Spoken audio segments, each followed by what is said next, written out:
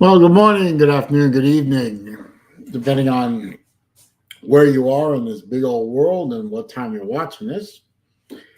It's once again time for Wednesday Afternoon Live with me, SaleenDriver, the longest running Wednesday afternoon live stream in all of YouTube that I know of.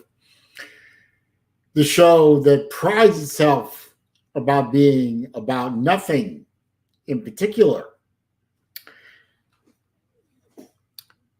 So once again, got lucky, fortunate, if you will, to be able to do a Wednesday stream.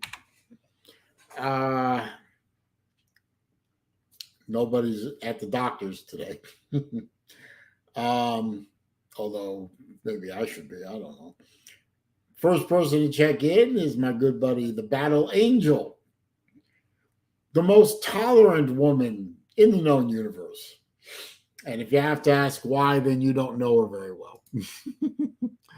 Oh, Battle Angel, Battle Angel. Truly the most tolerant woman. I mean, if she keeps coming back here, she's already shown tolerance. Let's see. So today is the and Pizza Woman. My number one troll killer, letting us know about her love for the Ohio State Sucknuts. Haven't beaten Florida lately. Let's see. Today is the last day of August of 2022. College football has already started, but today, we end the month with a couple of upsets, I guess you could call it. Last week in week 0.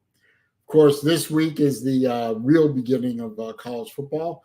A lot of our favorite teams will be on the field this weekend. I know my Gators will be on the field this weekend. Playing an evening game on the 4-letter network. Well, at least I don't have to put up with CBS. At least not this week. They will be playing Utah, the Pac-12 champions, I believe, from 2021, ranked 7th in the last poll that I looked at. They're playing at Florida Field. They're playing in Gainesville, which should be a climate advantage for the Florida Gators, but I'm not sure of how much more advantages the Gators have other than home field and the fact that the humidity will probably be up around 300%. A lot of Gatorade will be consumed on that field that night. Wilkie is here, or as my friend Uncle Lou calls him, Waikiki. I, of course, will call him Wilkie because I have that respect. And Waikiki is Lou's thing, not mine. Let's see. Georgia's playing some minor league team from out west. I can't remember who it was. Something to do with waterfowl. It's unimportant to me. While I do look forward to the start of college football season, being a big college football fan, and since yes, I know it's Oregon. Thank you. Being a college football fan, not being a fan of the whining millionaire divas in the pro game. Hey, Steve, how you doing, man? Good to see you. I look forward to college football every year, of course. This year, of course, is going to be, from a purely fan standpoint, will be harder to watch than a lot of years. And, of course, I have some family things to deal with that are going to kind of distract me. Last year, I did do a lot of live streaming of games, Florida games and Harvard Crimson games. I get my fanship from Harvard from my father. I really seriously doubt that I'm going to get to do any live streaming this year. Um, Given both the time I spend over at my parents' house, and even when I'm here, I'm on, like, I've got to go and I've got to be ready to go within 5 minutes trigger. So the ability to live stream a whole game is probably uh, not going to happen in this year. We'll see. I mean, I know for a fact, any evening game is pretty much out. I might be able to stream a noon game from either Harvard or Florida, but any of the 3:30 games or the 7:30 time frame, probably not going to happen. I don't think anyone here is probably going to be too terribly heartbroken about that, except me. But it is what it is. CJ is here. Good to see you. Yellow Jacket Seminole.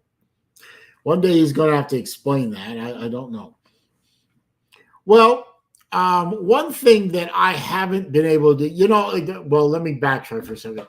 The last two not walking and talking videos that I did, I didn't get the reactions. In fact, I barely got any reactions. I figured folks in this crowd at least would say something. I mean, nobody said anything about those two videos where I actually talked about college football.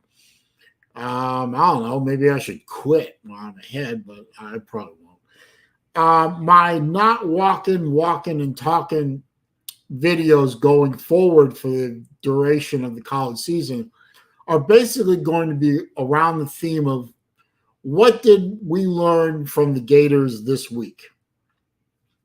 Going over the game a little bit and seeing what we learned about the Gators under the new coaching regime of Billy Napier this week. So at least I know what my subject matter is going to be for my Tuesday videos going forward for a while.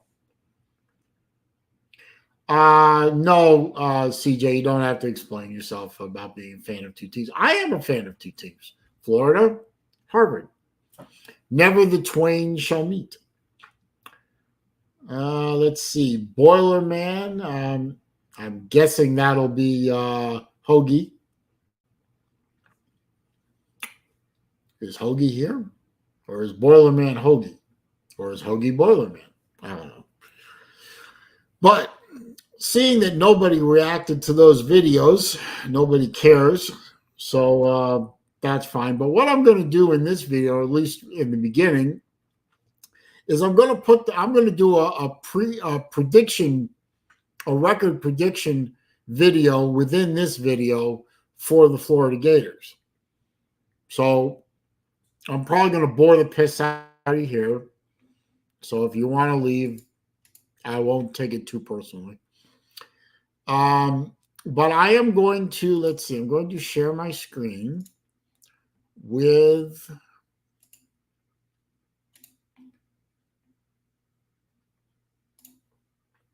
the schedule. Really can't see that very well, can you? I don't know. Can you guys see that all right? It's a little small. What do you think? I don't know if I can make that bigger. Let's see if I can make it a little bigger.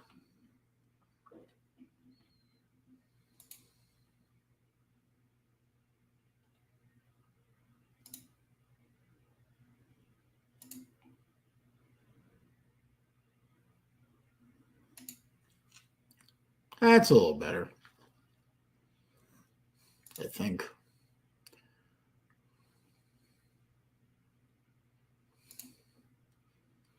Yeah, it looks a little bigger. Anyway, I'm going to go over the games for the Gators real quick, and I'm going to give you my prediction on each game, a la everybody else. Except I'm going to do it live. Nobody else does it live. Everyone else does it pre-recorded. I'm going to do it live because I am that damn good. Anyway, let's go down the schedule together, shall we? You know what? That is still too small. Hang on. See if I can make it a little better.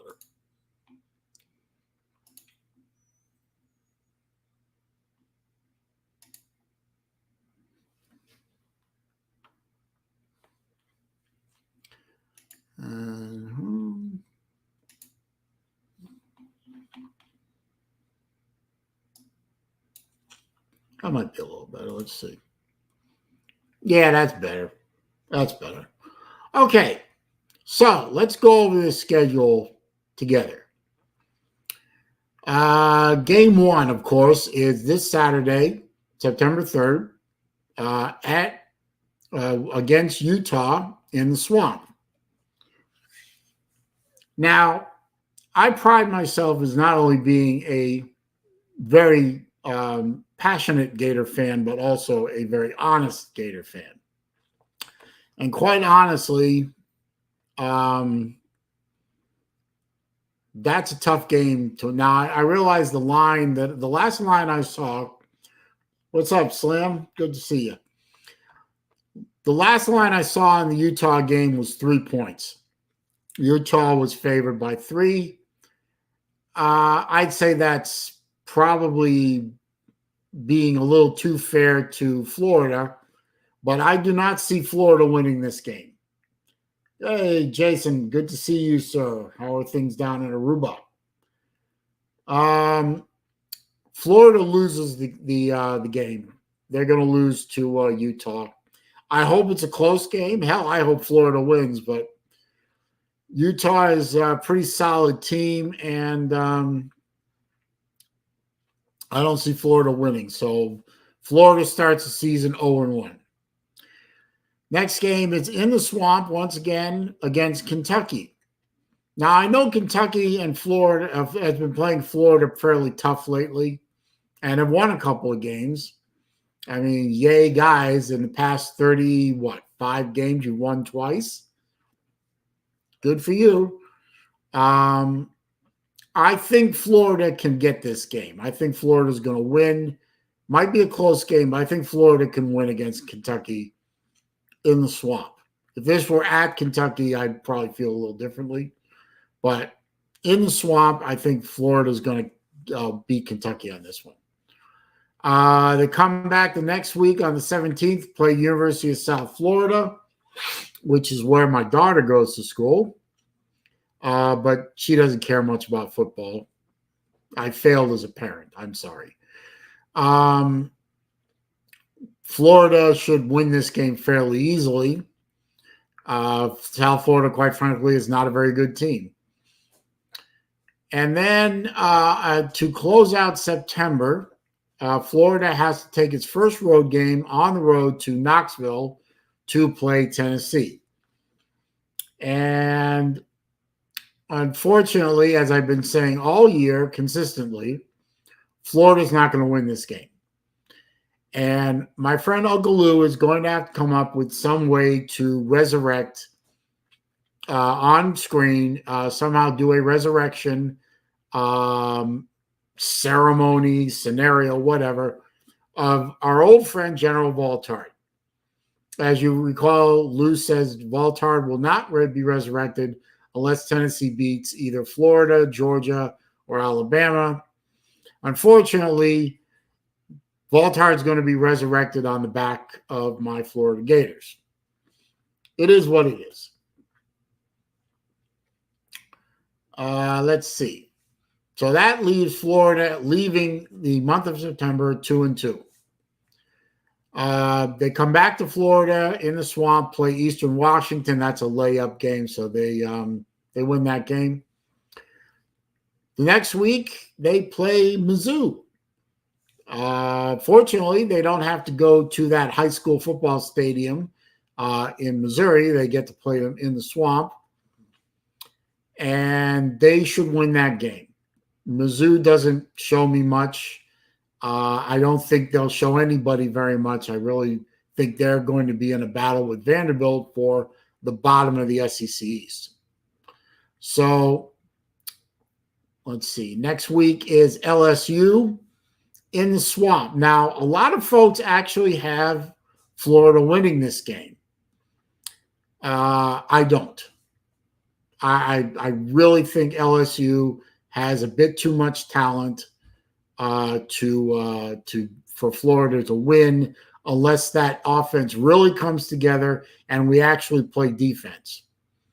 But I have Florida losing this game. As a matter of fact, I have Florida losing 3 in a row in this stretch.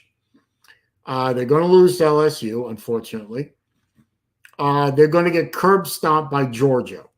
I mean, let's just call it what it is. Florida doesn't have the talent to play with Georgia. I don't care that it's a rivalry game. I don't care that it's on a neutral site. And yes, Jacksonville is a neutral site. You Georgia fans need to stop whining about that. It really doesn't. It really isn't a good look for you. Stop whining about having to come to Jacksonville. We have to go to Jacksonville too, and the stadium is split 50-50. So stop it. Man up, put on your big boy panties, and play the game that's in front of you. Florida's losing that game. I just hope they keep it respectable. Then they go on the road to A&M. No. Jimbo will find a way to cheat his way to a victory like he always does, and Florida will take another loss against Texas A&M. Let's see. Next game is against South Carolina, the Shamecocks. Actually, some people have us losing to South Carolina in the Swamp. That'll be our last home game. It'll be senior day. And I really don't think that Florida is going to lose to South Carolina. I don't care that they have some kind of whiz kid quarterback transfer. Great. They got a quarterback who's a big name. The rest of their team is hopeless. I just don't see it. I don't see the Shamecocks coming into Gainesville and winning. Vanderbilt is at Vanderbilt. Come on. We own Vanderbilt Stadium. I've been to Vanderbilt Stadium twice. Both times there were more Florida fans, more orange and blue in the Vanderbilt Stadium than there was black and gold. By that time, it's going to be too cold. Vanderbilt's going to be too beat up, and Vanderbilt fans, like they usually do, are not going to give a shit. Florida will win that game easily, and then we go to the dump. I mean, the dope. I mean, the shithole in Tallahassee against Florida State. Now, I got Florida State fans. I know a lot of them. I have a couple in my family, cousins of mine, who are Florida State fans. And they think just because they beat something called Duquesne or Dumpster Fire or whatever the fuck it's called, they think that they won the national championship already. Stop it. Your offensive line is questionable.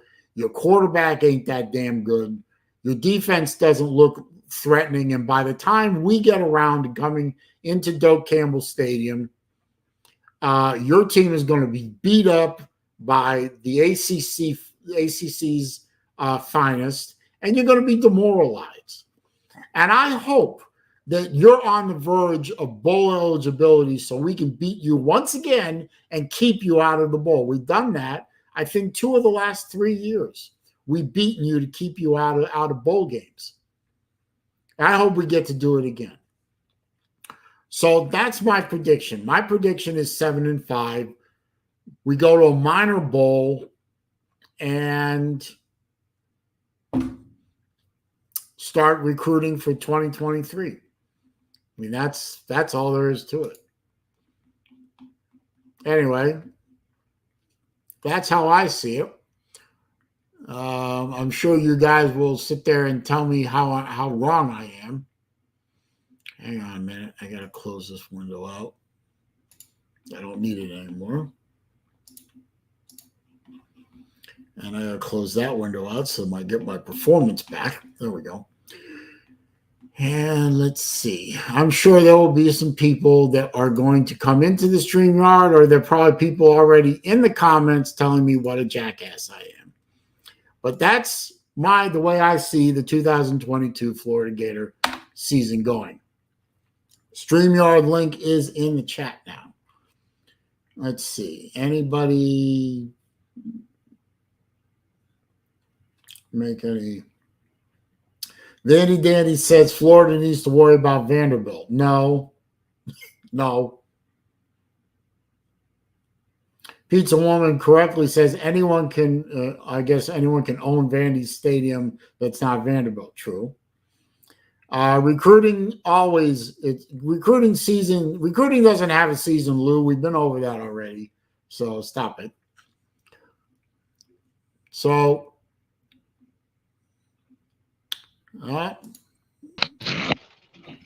good. Entertainment. What's up, Slim? I'm not going to beat you up too bad. About the only game I just vehemently disagree with you about would probably be Kentucky. I think we can beat Kentucky. I mean, maybe you can, but the way I look at it today, right now, Kentucky is a better team than Florida. Hey, Winding Crowns, good to see you, sir. Wait a minute. GF Sports is here. Good to see him. Well, I think Florida will have enough Jimmies and Joes to beat Kentucky. I don't see anything about that team that overly impresses me. Of course, I don't see a lot that overly impresses me about Florida right now, but maybe that'll change after a few games. I don't know. I mean, I'm just making predictions based on what I see. Right.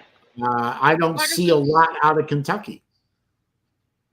Well, like I said, that's the only one that I would just really disagree. I think you're being a little overly harsh to Florida State. I mean, you can, yes, they played against Duquesne, but they lost that game last year. That's obviously a better team than they were last year. Yeah, I think they probably will be a better team than in the beginning, but by the time they get to the Florida game, the last game of the season, they'll have already had to play North Carolina State, Clemson, and Miami. I think that's 4 losses for them right away, easily. And I think the Miami game will beat them up. I mean, where's the Miami game being played this year? It's in Miami. Okay. I think they'll be demoralized by the time they get to the Florida game. It's a possibility. Yeah, but then again, granted, it's also going to be senior day for them, so yeah. But I'm not penciling in North Carolina as a loss for Florida State either. They embarrassed themselves against FAMU. Against who? Florida A&M. Oh, no. I mean, if you look at nothing but the box score, yes, it looks like North Carolina did okay. But that was a 1-score game with like a minute left in the third quarter. Why did Pete Sullivan hide Vandy Dandy? I don't know. Oh, he decided to fuck around and find out. Oh, there was an insulting message by Vandy Dandy. I don't know. Oh, Lou's in here. Oh, that's right. I already acknowledged Lou. Hoagie's here.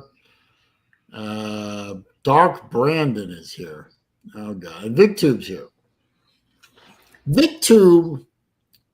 VicTube actually has Florida beating LSU, if I remember his video correctly.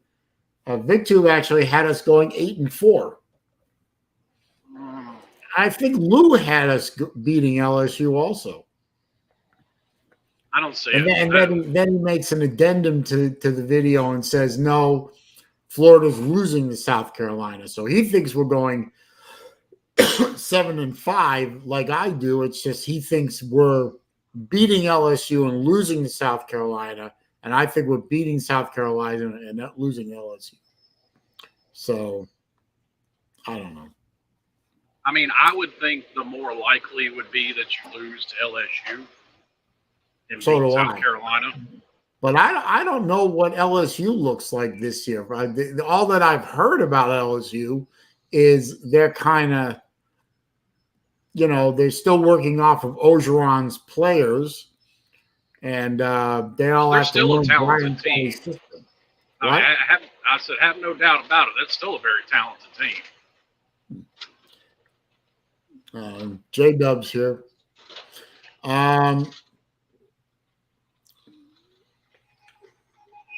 Okay, Vic says he had Florida beating LSU, losing to USC Junior, going 5-7.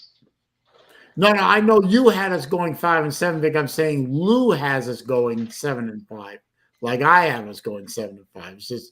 It's a little different. Battle Angel, what did Vandy say that ticked off Pizza Woman? Because she's not someone who necessarily gets angry. Anyway, I just thought I would do my preview and prediction video live because I'm not going to have time to do it before the season starts. So let's see. Wait a minute. Danny said he hopes that Tucson will be run by a drug cartel. What? Well, that's not football trash talking. That's trash talking about Arizona. Former LSU cornerback Eli Ricks can't get on the field in Tuscaloosa. No, but an offensive lineman from Vandy and a running back from Georgia Tech can. Oh. I am bolstered. My hopes and dreams and such are bolstered by something I've read from two different sources that Florida's recruiting class for 2023 is cracked the top 10. It had at one point. I mean, that stuff changes daily. Yeah, I know, but I was glad to see it. I mean, after having recruiting classes that were, like 13th in the conference or something idiotic like that, a program like Florida, you expect them to recruit, but of course you need a staff that wants to recruit, and we didn't.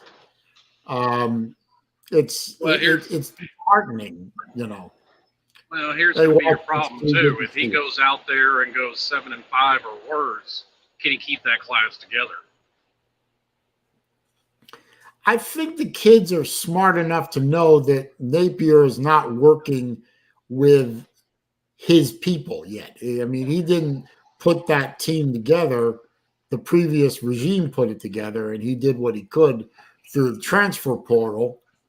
But I would hope that the kids are smart enough to know that, he's going to do better. And, if Florida goes 7-5 or God forbid 8-4 and shows some flashes of brilliance, yeah, I think he can hold the class. Let me put it this way. If Florida somehow, and I'm not saying they will, but I've got Florida losing 3 in a row. LSU, Georgia, A&M, right? If they can keep those games within 2 scores, a hard ask, especially against Georgia.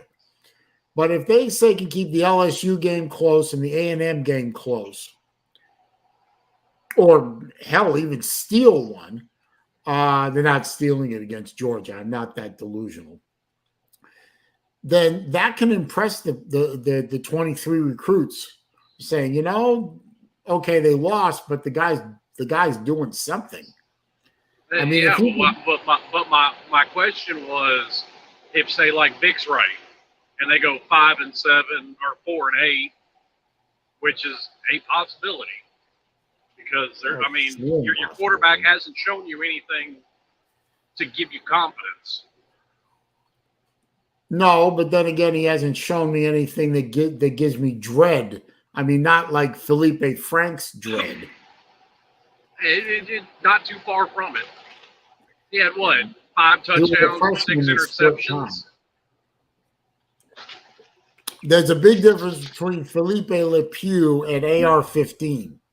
Yes, I know we're not supposed to call him that. The big difference between LePew and AR-15 is Richardson split time with Jones, so he didn't get to work out with the number ones. Whereas Felipe Franks was the starter, got to work out with the number ones all the time, and still sucked. I mean, Richardson was not great last year. I am the first person to say that Richardson was not great. He showed greatness at times. He showed that he could be damn good, but he wasn't the starter. Well, I mean, I can name you a laundry list of Miami quarterbacks that showed flashes of greatness. Oh, I can read you a laundry list of Florida quarterbacks that I think suck that showed flashes of greatness. A broken watch is right twice a day, that kind of thing. But I mean, even Felipe Franks had a good game. Huh? I said even Franks had a good game every blue moon. Yes, he was the reverse. He's the reverse image. Every once in a while, Franks could do something right, but mostly what he did was wrong. I mean, all I've got to do is flash back in my mind and have a nightmare about the Miami game. I mean, Florida had that game locked up. All they had to do was sit on the ball for that last drive, and Franks was doing everything he could to throw the game away. And it was our defense. God, I don't know how that happened, but it was our defense that pulled the team out of the fire. But Franks, you remember that last 5 minutes? He did everything he could to give Miami the ball. I don't think Franks is the worst quarterback you've had since Tebow, though. No, he isn't, but he's damn close. I mean, I could think Trayvon Harris was worse. And who was the quarterback? Driscoll, that was it. Driscoll was the one that threw 3 interceptions in the Miami game in 2013. Yeah.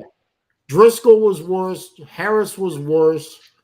And the river and the restaurant were just as bad as Frank's.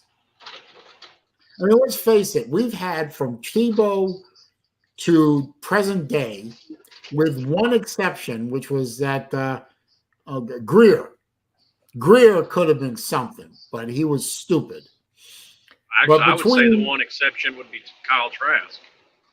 And Trask was excellent, but we didn't know what he had. We didn't know what we had until we had to play him. But from Tebow to now, we've had 2 quarterbacks that were, promising or very good. Greer and Trask.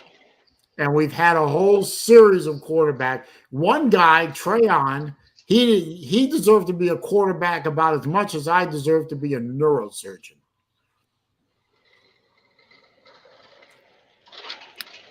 Wait a minute. What is it? Uncle Lou asked, is Tylenol bad? Where the hell did that come from? He must be talking to somebody else. I don't know what the hell he's talking about. Sometimes I wonder if Lou knows what he's talking about. Yeah, they're still going on about why somebody got their message deleted or hidden or whatever. Oh, well, yeah, that was Vandy Dandy got hidden by Pizza Woman for, I guess, some kind of crack about Tucson. With Tucson being run by drug dealers. Yeah. Well, I mean, it's funny you say it's Tylenol bad. I mean, you'll fail an Olympic drug test if you're taking a Tylenol. Now, personally, I don't. Tylenol doesn't work for me at all. It really doesn't. The only thing that really helps my back pain is Aleve. So I take Aleve practically every morning.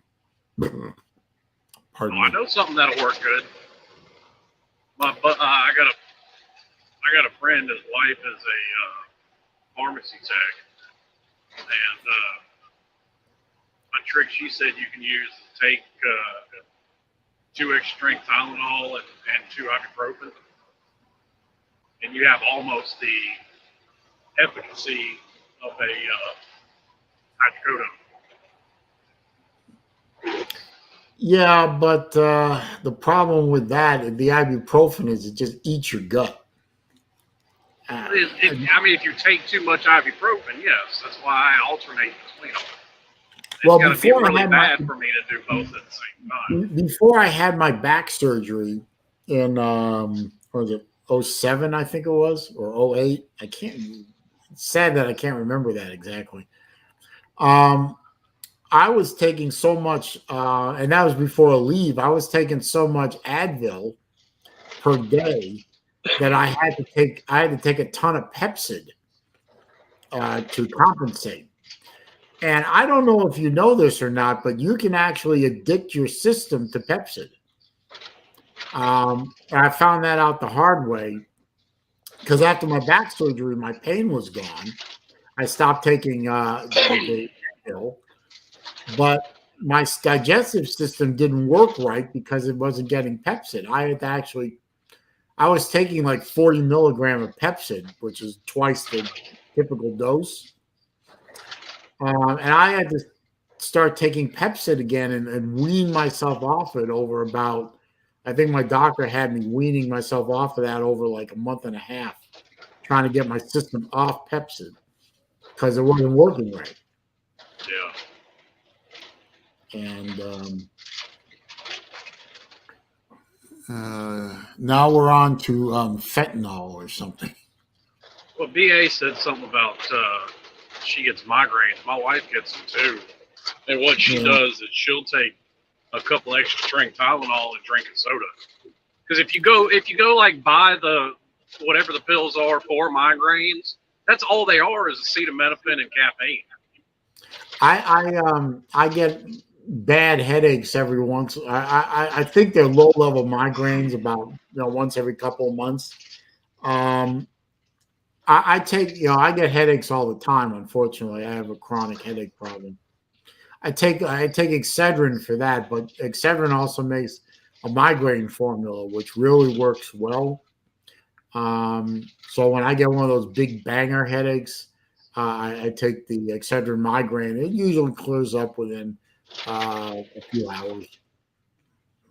Oh yeah. Well, also what I'll do is I'll drink a Mountain Dew. Yep. That's what's in a lot of those migraine medicines. It's just Excedrin is nothing more than Excedrin is a big chunk of caffeine. So usually when I get a headache, I'll back up the Excedrin with a Coke Zero or a Mountain Dew Zero. Yeah. And that'll work pretty well. Dude, if I go a couple of days without a cup of coffee, which I do sometimes, I get bad headaches. Yeah, so caffeine withdrawals. Are you at a cash register or something? No, that's probably just stuff rattling around in the truck. No, where are you now? In the middle of a field in Louisiana. On purpose? Well, no, but there's a field on one side of me and a field on the other side of me, so I'm in the middle of a field in Louisiana. Oh, hang on a minute. Astonishing Atheist says I have a rogue mod. Who would be the rogue mod, sir? You're talking about Pizza Woman. You talking about Pizza Woman? If I have a rogue mod, or you think I do, you got to tell me who you think it is. And then, the gist of what I'm getting from what I've seen of it, because I haven't seen all the comments, is, okay, Pizza Woman didn't like the comment, but it wasn't something worth deleting or timing out or blocking or whatever she did.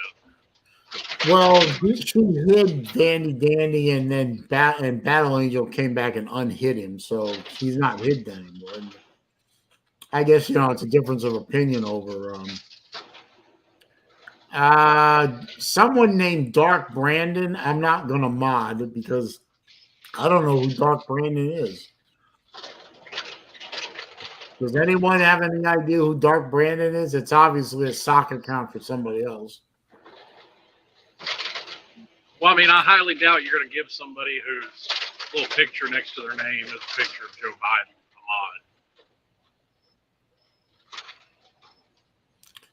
a mod. Let's see. Astonishing Atheist says my main account is hidden again.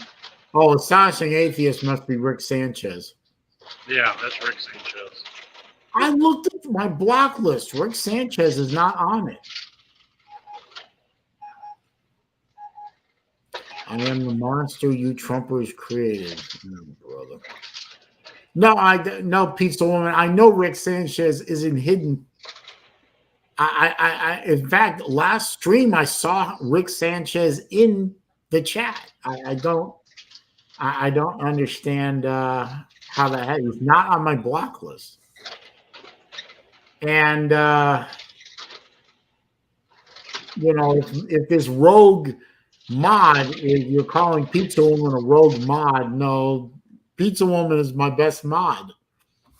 All these people all these damn people with Trump derangement syndrome, it really must just chafe them up that he's going to go down as one of the best presidents ever in the history of this country. An arrogant, pompous ass like that did a better job than most of these fuckers.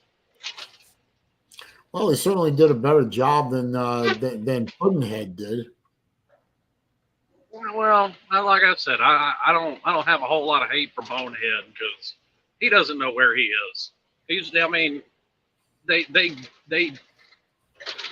know how in cartoons they put like the carrot on the end of a stick, make the rabbit run around? They do that with him and his applesauce.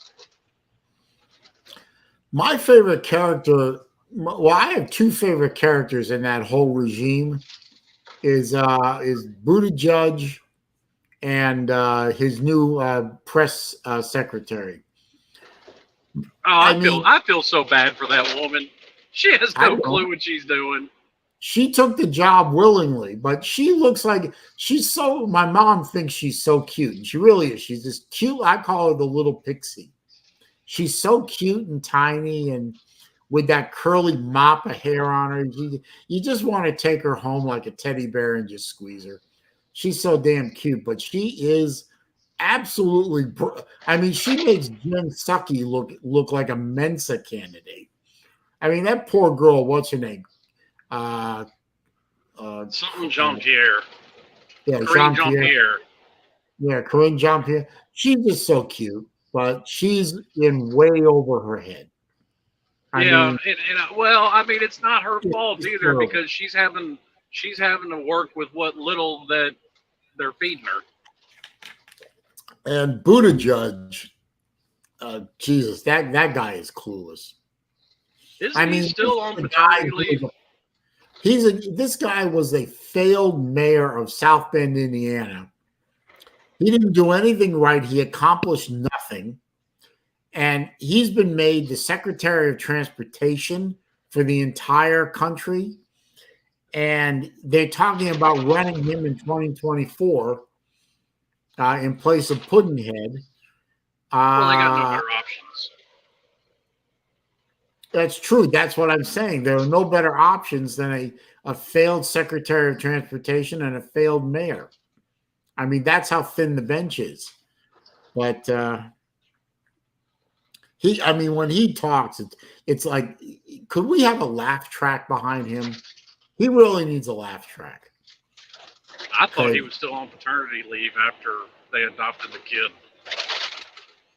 He should stay on paternity leave. It's probably his most useful thing.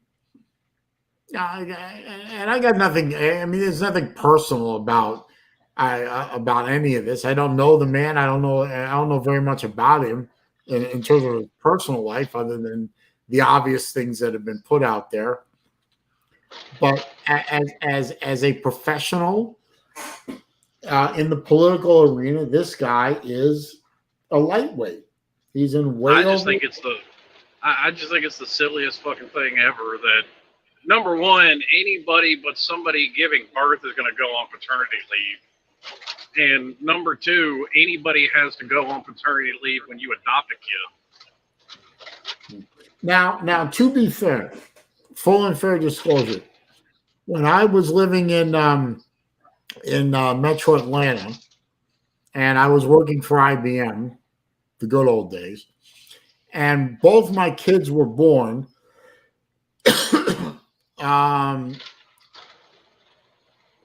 IBM let me take 6 weeks off, paid leave. They gave me up to 6 weeks paid leave to help my then wife settle in with the new kid. Well, I know So companies offer it. I I just took, think it's fucking silly. let's see, Cloud9 Balloons UK. How you doing? Never seen that ID before. Don't know who that is. I really don't. Yes, Brandon, I know exactly what it is, but paternity leave, maternity leave, same damn thing. Well, since men can't give birth, they can't get maternity leave. Maternity is for the women. How Paternity leave is how dare for. you spew such hate speech, sir?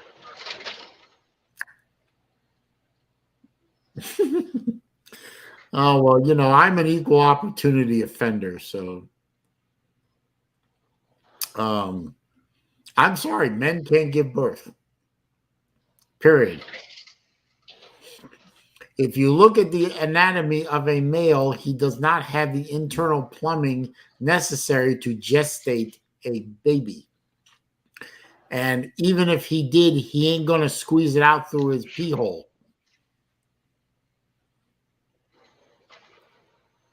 If anyone has been a parent and was in the room with their wife and or girlfriend giving birth, they would know that even a teeny tiny baby, it would explode an average thing. Just saying. There's no such thing, Big Tube. That's fairy tales and gobbledygook.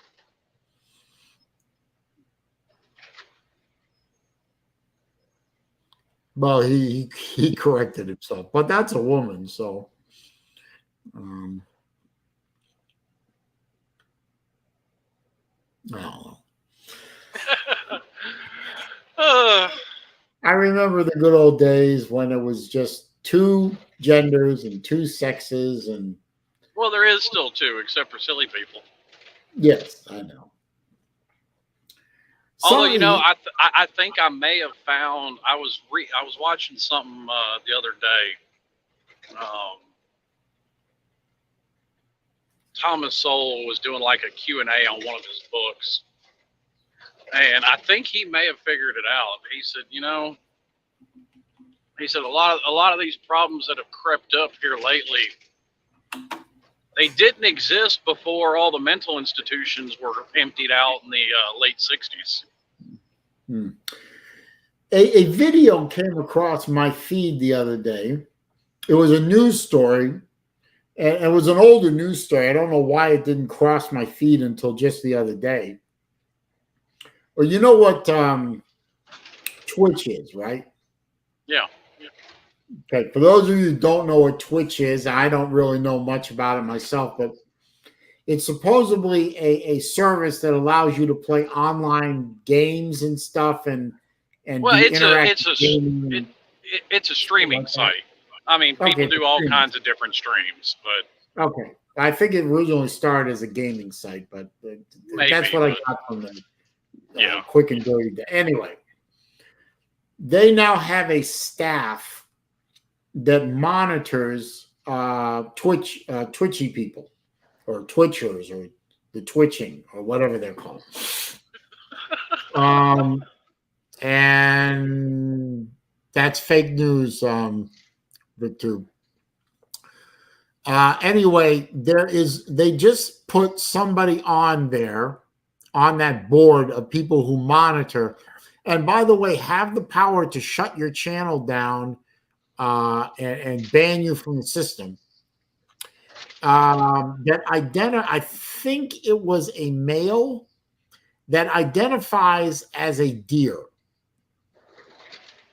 That's interesting. and says that they go out into their backyard and graze like a deer. And I mean, he dresses up with the antlers and he walks around like this all the time, and prances around. They showed videos of him prancing around like a deer.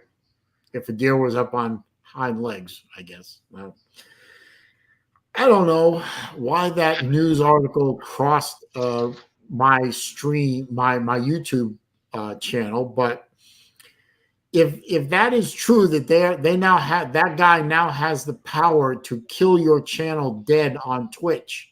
If he, she, it doesn't like what you're saying, finds what you're saying to be hateful or fill in your blank, phobic or whatever, that's scary to me. That's a little. They could shut down Twitch tomorrow and the world would keep on going. I do think that there is a vast difference between stuff like Twitch and YouTube and Facebook, because that's how the majority of people communicate now, is through stuff like that. I mean, there was something out the other day. I don't even remember who I was listening to, but like a third of the U.S. population gets its news from Facebook. I think that's probably accurate. VidTube says, the person I was describing says, so he's a furry. I thought furries were people that dressed up in big furry costumes, like teddy bear costumes, and banged each other while wearing big. Well, maybe some of them dress up in big furry deer costumes. I don't know. That's not what I'm really into. So, hey, don't knock it till you try it, sir. Dark Brandon, that's not what I said, Dark Brandon. I was just relaying something that a video that I saw, and I was a little concerned that somebody with that kind of mental problem, deficiency, disconnect, if you will, has the power to kick you off of a streaming service. Well, that's where that Twitch, YouTube, that's where I completely agree with Lou. It's a private company. They can do what they want. Where I disagree with him at this point is stuff like Facebook, like I said, because that's how the majority of people communicate these days. So it is turned into, they've literally, at this point, something like Facebook has turned into a utility and should be dealt with as such. The phone company can't ban you from having a phone based off of something you say on a phone call. So Dark Brandon is Lou. Probably. It must be, because that's the kind of thing that Lou does to me on Facebook and elsewhere all the time. But I'm sure he has many troll accounts, so I don't try and keep up with them. I don't keep up with troll accounts. I either kill them off or laugh at them. Depends on how much they annoy me. You know, like a guy like Unk, I kick him off. Guys like Rick Sanchez, you know, are actually funny trolls. So I know what Dark Brandon is, Dark Brandon. I already know what that is. So nice try. Do you know what Dark Brandon is? I do. Anyway, it's not important. What was I going with that? You were talking about that coming across your feed for some unknown reason. Oh yeah, and I mean it just well, Dark Brandon is Rick Sanchez. Dark Brandon is Uncle Lou. It doesn't matter either way. Yeah, those one libtard's as bad as another libtard. Those two are always trolling me, so it's easy enough to deal with. But it just bothers me that, you know, one person with or without a mental defect like that or problems like that has the power to get you kicked out of the public square, as it were. Well, that kind of shit will turn around and bite you in the ass, though, because But look what It happened will. with. Well, look what happened with Mother Zucker just the other day. Basically admitting that Facebook and the FBI colluded with each other over the 2020 election, suppressing a key bit of information. And Well, there are yeah, polls. well, of course they did. They learned their lesson from 2016 with Anthony Weiner. Yeah, well, I mean, there are polls out there that came out, and if I have to dig one up, I guess I can. There are polls out there that said if that news about the Hunter Biden laptop had been disseminated properly without being crushed by the Wizards of Smart out in Silicon Valley, that there were they I think it was a relatively low percentage. It was like about 20% of Democrat voters would have not voted for Pudd'nhead if they had heard about the laptop and more detail about the laptop. And that would have been enough. And if you work the numbers, that would have been a Reagan-like landslide. Yeah, just those numbers by themselves. That would have flipped several states, and we would be talking about Trump in the office instead of Pudd'nhead. Now, 2020 hindsight being what it is, but I mean, the fact that Mother Zucker admits on a nationally distributed podcast, and I lost Slim Shady, that he admits on a nationally offered podcast that the FBI and Facebook work with each other to suppress a news story, that should bother people. I mean, it may not bother the lefties because they got what they wanted, which is an ineffectual figurehead of a Marxist regime in the White House and in power. But what if the script was flipped? What if you lefties and it worked against you, and it got a Republican in the office, or Republicans controlling the levers of power? How would you feel? You'd be screaming bloody murder. So let's not pretend. Yeah, it was Joe Rogan. I'm aware of that. I'm just saying, that sword cuts both ways, is what I'm saying. Slim must have rolled into a dead cell zone in Louisiana. So I'll do my best to carry on without him until he comes back. Hopefully he comes back. And he came back. I don't know. Sorry about that. My wife must called. go to a dead cell. No, my wife called. Your what? Said my wife called. Ah, actually, that's definitely more important than me. So, how's she doing, by the way? She was just letting me know she was leaving the doctor's office, headed back to work. Was she doing all right? Oh yeah, everything's going good. What'd she do again? Right now her due date is October 20th, but it's going to be before then. She's an early birther?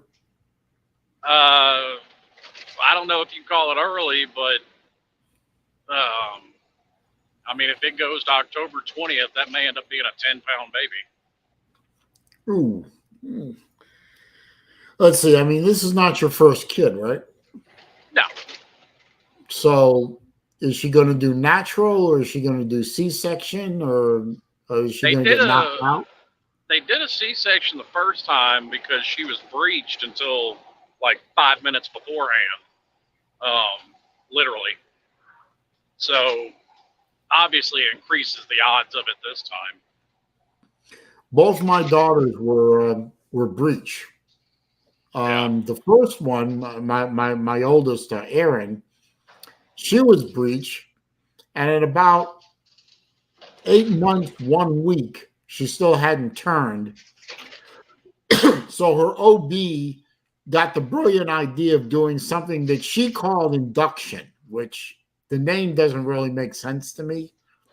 But basically it involves finding the baby's head, up in the rib cage, up near the rib cage, and pushing on the baby, kind of pushing it sideways Yeah. to try and get the baby to turn head down.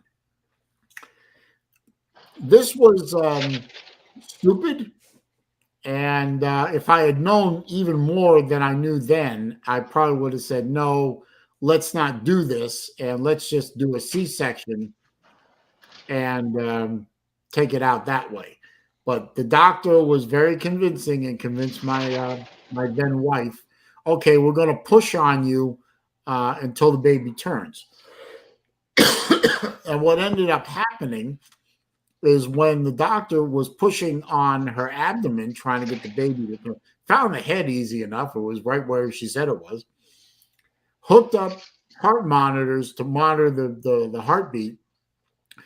Two things happened simultaneously. The fetal heart rate went from about 150, which is normal, to about 90, which is not good. And the pain that my then wife was going through was such that she damn near broke my hand. I was obviously holding her hand, trying to comfort her, and she crushed down on that so hard. I didn't think she had that kind of strength in her.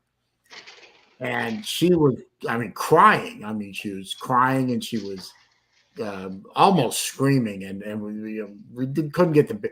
And finally, I took the doctor, and I took her hands off of my wife and said, "Stop it. She's in pain. That heart rate is dropping way too much. It's not working. We'll just do a C-section." 2 days later, her water broke.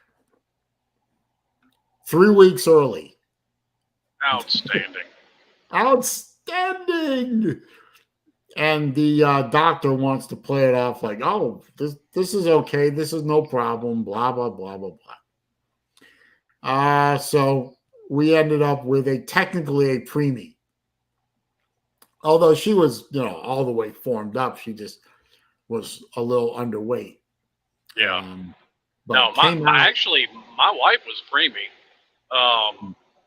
Her mother had polio as a kid. Oh. So, yeah. Well, at about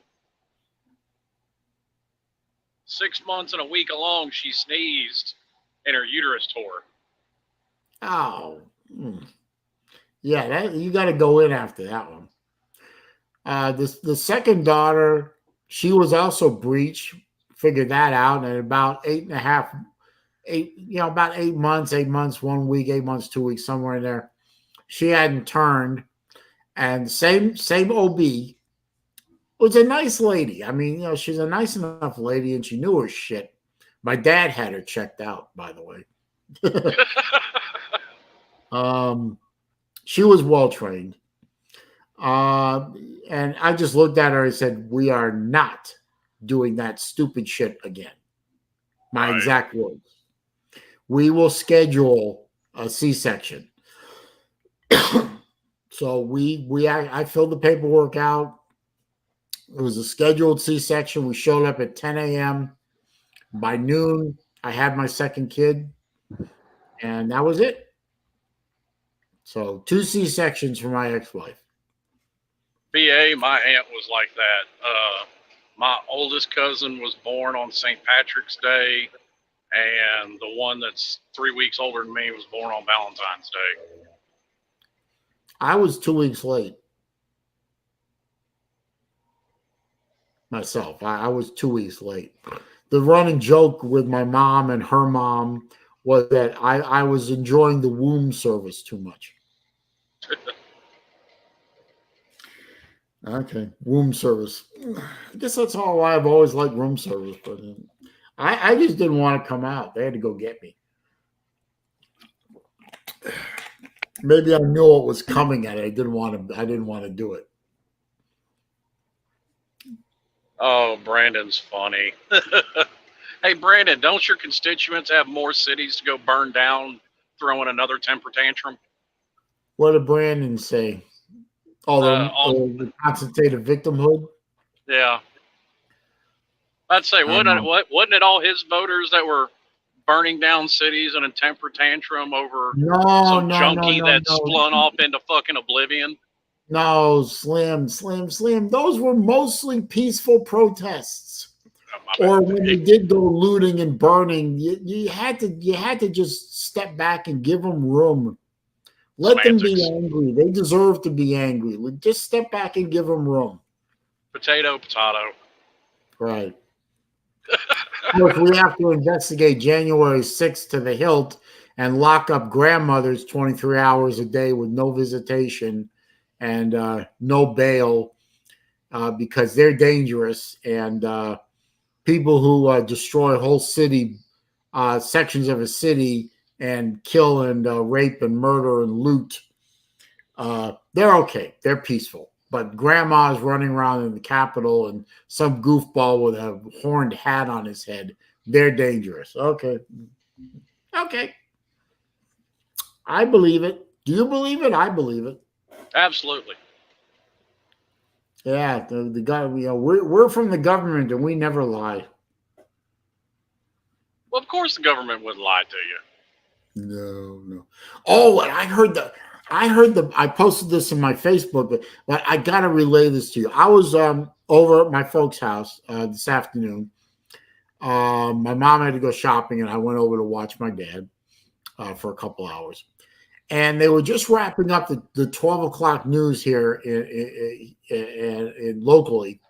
And the local station, the local TV station in Sarasota, is an ABC affiliate. And they were showing, what's going on in Jackson, Mississippi, right? Oh, talking about that little bit of water. No. Well, the water treatment plant has failed. Yeah. And it's been failing for a while now. And the reporter, who is not on screen, so I don't know what the reporter was other than female, she came out with the best phrase I've ever.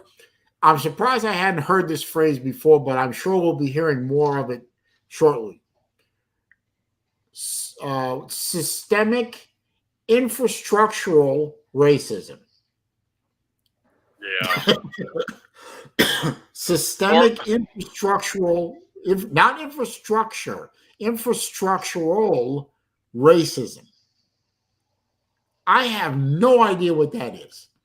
I don't know how infrastructure can be racist, but in Jackson, Mississippi, which according to statistics is 80% African American, the infrastructure itself is racist. Right. Or Jackson, Mississippi is just a shithole. Or they don't invest in, who's running Jackson, Mississippi? What party, what voters are running Jackson, Mississippi? Don't they collect tax money? Don't they get tax money from the state? Don't they get tax money from the feds? Where's that money? Funny enough, Jackson, Mississippi is actually the state capital. Yeah, I know, but where's that? It's the same question a lot of people asked and were absolutely destroyed for asking the question after Katrina in Louisiana. Where'd all that money go to improve the levees? Where'd all that money go for evacuation centers? Where'd all that money go for rebuilding the infrastructure or improving the infrastructure well, like me and Pete were talking about this. Me and Pete were talking about this earlier. Places like Los Angeles and New Orleans. I just find that comical, and I find it really quite amusing when Mother Nature comes up and kicks mankind in the nuts for their arrogance. You're going to build a major city like New Orleans in a bowl on the coast with a big ass lake right to your back. 25 feet below sea level. Yeah, so you're below sea level. You have the ocean on one side of you and Lake Pontchartrain on the other. You deserve what you get. Funny thing is, way back in the day when we were living in Miami, and that was it was right around 78, 79.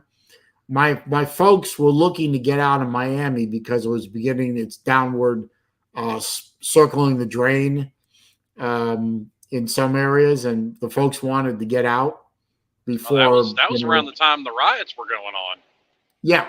And it was, well, before that, my parents saw the writing on the wall and said, we got to leave.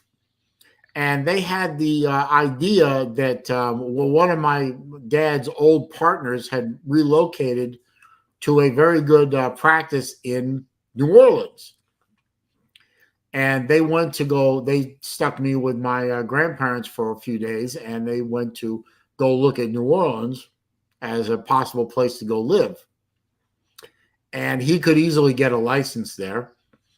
And it turns out we didn't move there. We ended up moving to the west coast of Florida. The neighborhood that we would have ended up living in was absolutely wiped out by Katrina. Absolutely destroyed. There was nothing left of it. And, it's like, dodge the bullet there.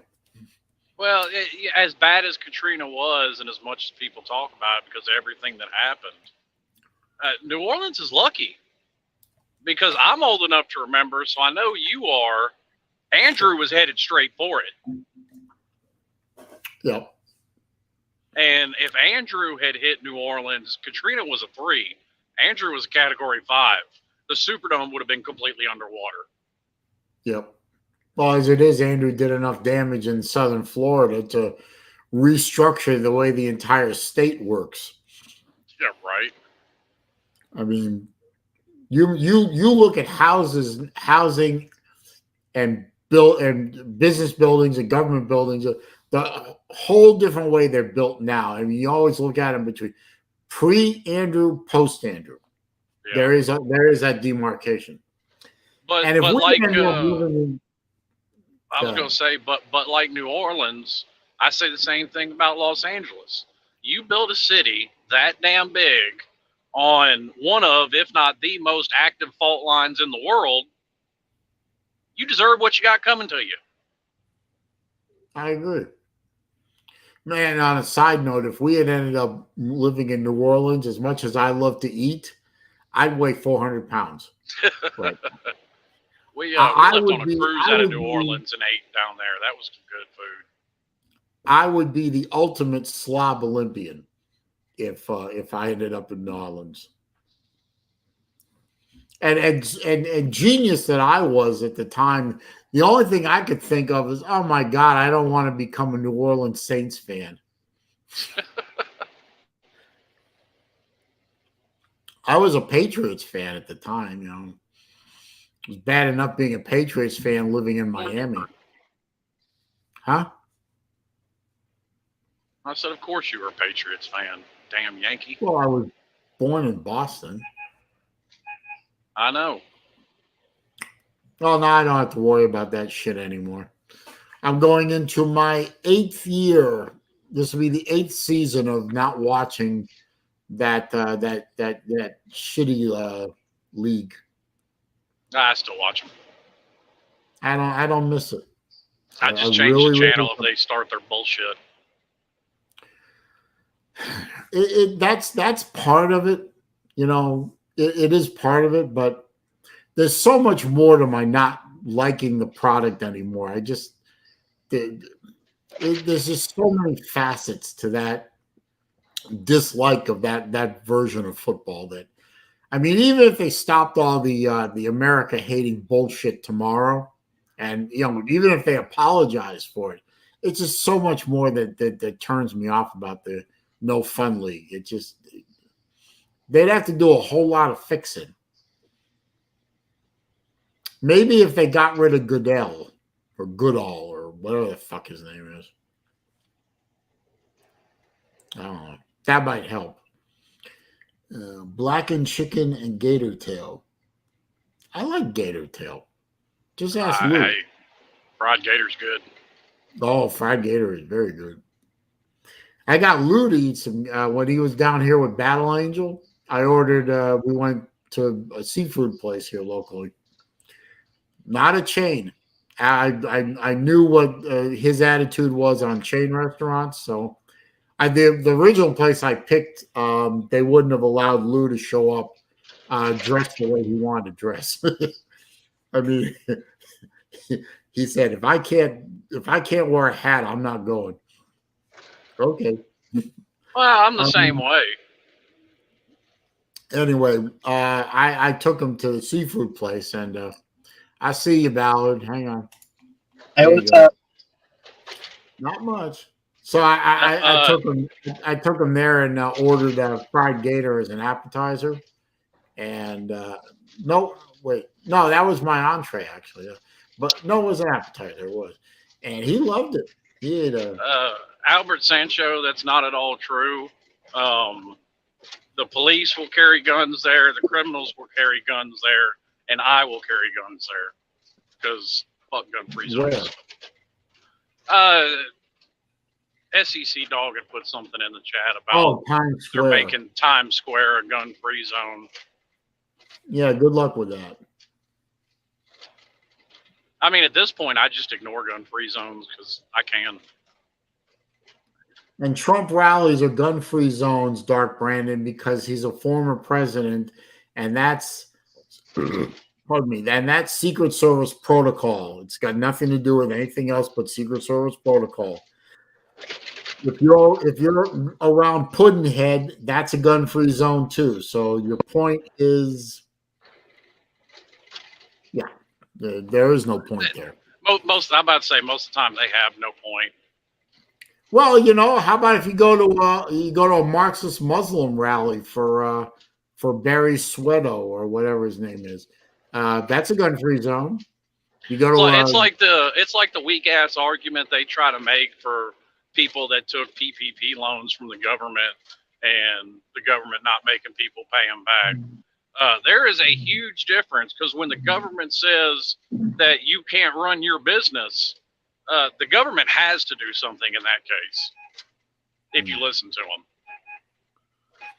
them. And Battle Angel's right. That was delicious. They enjoyed themselves at that place. They really did. And speaking of that, Slim, I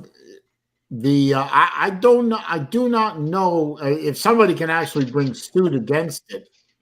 I don't know how they would actually sue to prevent it, really. But Puddinhead doing an executive order to forgive the student loans, that's not constitutional.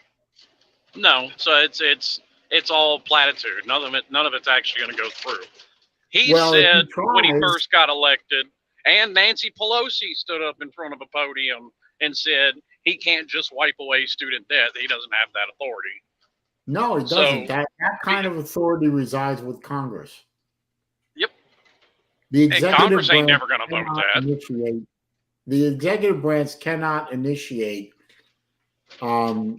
spending bills or any kind of bill that involves the nation's finances. And since all those student loans are now federally controlled, forgiving them or dealing with them in any way is under the purview of Congress. That's, I believe, Article 1, Section 8. I'd have to look that up. But all that originates, all spending matters having to do with budget, initiate in the House of Representatives. Brandon, let me explain to you how things work in the real world since you obviously don't have a grasp of it. I'll use a real simple analogy to make this as clear and concise as possible. When the government drives a pickup truck through your front door and into your living room, they have to fix it. And that's what they did when they shut down the country. VidTube, you're right. Student loans are not mentioned in the Constitution. That's true. And technically, that means that the federal government should not be involved in the student loan program, according to the 10th Amendment. But the 10th Amendment was shredded decades ago by FDR and his ilk. Healthcare isn't in the Constitution either. But student loan program is a spending program. All spending programs have to be initiated in the Congress. specifically the House of Representatives. That's in the Constitution. The executive branch cannot spend money without authorization from Congress. Congress has to create the spending program or modify it, and then the executive branch executes the program as passed by Congress. If the executive branch wants to modify an existing program, they have to go back to Congress and have the program either reauthorized or amended by vote. And we all know that there's not enough votes in either house of Congress to do loan forgiveness for college tuition. The voters would savage those people, rightfully so. I said this before. I'll say it again. I have 2 daughters. One is out of college, gainfully employed. One is a senior. She just started her senior year. She's probably got another year this year and probably another year after that to get to where she's going. Rick Sanchez, it's not a matter of Congress blocking it. All somebody has to do is file an injunction in federal court, and it's done. How you doing today, Saleen? I'm doing all right. But I worked I worked very hard and built 2 accounts, one for each daughter, with the specific reason of putting enough money in those accounts to cover their college expenses so that they could go through their schooling as debt-free as possible. Now, the first one graduated with no debt. The second one, as far as I know, will graduate with no debt. So I'm an idiot. If this goes through, I'm an idiot for working hard and doing the right things and saving and sacrificing so that my children could get higher education degrees. That's exactly what I'm doing, Brandon. And because I actually don't have a problem calling out shit that I think is wrong on my own side. It's the difference between the leftist and everybody else in this country. They'll make excuses for the dumb shit. Bulldog JC in the comments speaks facts. Ain't got no interest in it. Yeah. How you feeling about of course, you have no interest in it, Ballard, because it would benefit you. Yeah, you're a youngin. We're talking about old people stuff right now. Hang on, before you say something, Ballard. Dark Brand said, no. Astonished Atheist wants to know if I'm streaming my game. No, I'm not. I said that. I actually said that at the beginning of my stream. I'll say it again. The likelihood of me doing any live streams this year like I did in 2021 is almost zero. 3:30 games and 7 o'clock games are pretty much out because I'll be working with my father. I'll be taking care of my father or helping to take care of my father. Noon games are possible because usually in the noon to 3 o'clock time frame, I can usually be quote unquote left alone, but that's not a guarantee either. So I loved the streaming. I really did. I enjoyed the hell out of it. I had fun doing it. Even when Florida was getting eaten up because of that goddamn defense and that goddamn head coach. Sorry, Ballard, I shouldn't do that. That's fine. But I had fun doing it. I really want to do it again. But my father is more important to me than anything else in this world right now. So, and quite frankly, he's not doing well. He really isn't. And I'm determined that as long as I am physically able to do it, I will sacrifice anything I have going on or will have going on or could have going on to make sure that he's comfortable and he's okay. So that means that streaming games is probably out. I'll do what I can, see what I can do. Astonishing Atheist, Stephen Crowder didn't go to college, sir. And Tucker Carlson's a moron. Quit listening to him. I don't know. I kind of like Tucker Carlson, at least the modern version of The current version of Tucker Carlson I like. I prefer Hannity, but well, my problem with Carlson is if you sit down long form and listen to him, he's big government just as much as the leftists, but he wants them to do the shit that he wants them to do. And no, because that power can be turned against you. I don't think that they should. Actually, in my opinion, they don't have the authority to do half the shit they do. And luckily, states like Texas, Tennessee, Florida, Kansas, Missouri are taking it back from them and telling the federal government to go fuck itself.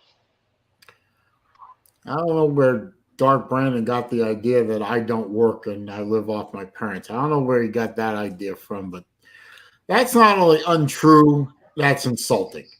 So I was gonna ask you, Saleen, with the game on Saturday, it being in the swamp, does that make you feel any more confident that you guys could beat Utah? Why you come in and completely change the subject, Ballard? Hey, we got football this weekend. I'm happy. Hey, we talked Ballard, about, you would fuck anything on this. Well, and I get that, but we're in the flow of I'm trying to bring conversation, positivity. and here comes Ballard out of left field. Boy, you would fuck up a wet dream. You know that? Jesus Christ.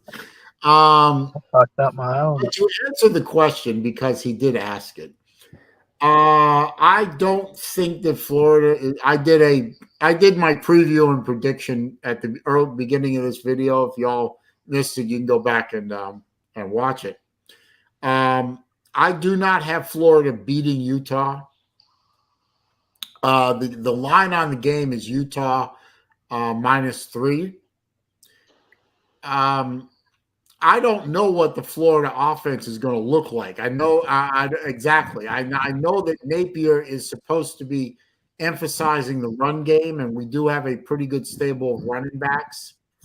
I think the offensive line is fairly solid, so probably it's going to be a run-first offense. So I don't think you're going to see the fun and gun out of this year's Florida Gators. I don't know what the defense looks like because they're a little thin at a few positions. And, of course, the fact that Grantham couldn't recruit, he couldn't recruit air. So I don't know what our talent level looks like I hope there's some talent there. There should be. How it's all going to gel, I don't know. But I think that the fact that it's in the swamp, 7 o'clock on a Saturday evening, with that level of humidity, I don't think Utah has that kind of humidity going on. So I think that's going to hurt Utah, in terms of physicality. And if we do a lot of running and can pound on them for the whole game, maybe they start to wilt in the fourth quarter. And if the game is close, maybe we got something there. But Utah is ranked 7th in the nation for a reason. They're a solid team. They don't have any questions at quarterback. They don't have any questions with their receiver core. They don't have any questions with pretty much their whole team. And certainly their coaching staff. I mean, I think that coaching staff has been there for a good while now. Against a brand new coaching staff. A team that has recruited poorly for at least the past 3 years. There's a lot of damage to the Florida Gator program from Moose Dump, from Shark Humper, and from Mullen. There's a lot of damage to overcome, and definitely no Napier can't overcome that.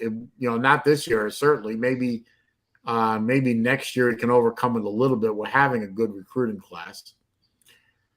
There's a lot of damage there. Florida, I'm predicting a 7-5 season. Mike Vick is predicting 5-7. Lou's predicting 7-5. Other folks are hovering at either 7-5 or 8-4. I think I'll go anywhere from 4-8 to 7-5. I think I had him 6-6.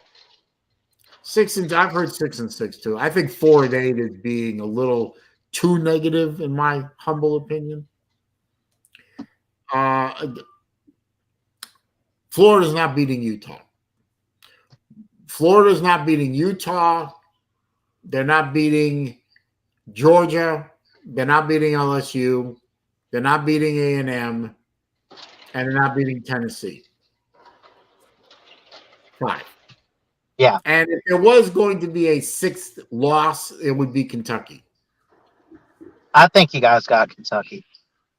I think because it's in Florida, it's in the swamp, that helps. The swamp always helps. The swamp is one of the rockinest stadiums in the conference. And home field in college football in general. Yes, even for Miami. I'm not going to go down that road because, I just don't want to. Home field for any college team means something, unless you're Hawaii.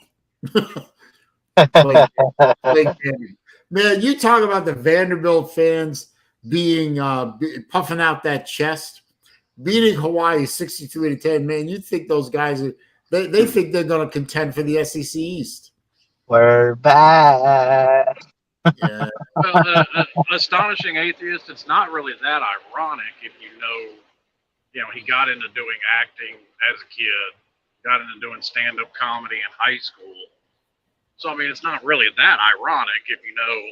Who did comedy in high school? Steven Crowder. Steven Crowder's not funny. Steven Crowder is hilarious. You bite your tongue, sir. I don't stay up that late anymore, so maybe you got better writers. Astonishing Atheist Steven says Crowder's Utah not late night, sir. Huh? Steven What? Crowder's not late night. I thought it was late night. No, he's not even mainstream. Oh. Who am I thinking of? Oh, Steven Crowder. Sorry. You're probably thinking of Stephen Colbert. That's what I'm thinking of. I'm sorry. Yeah. My bad.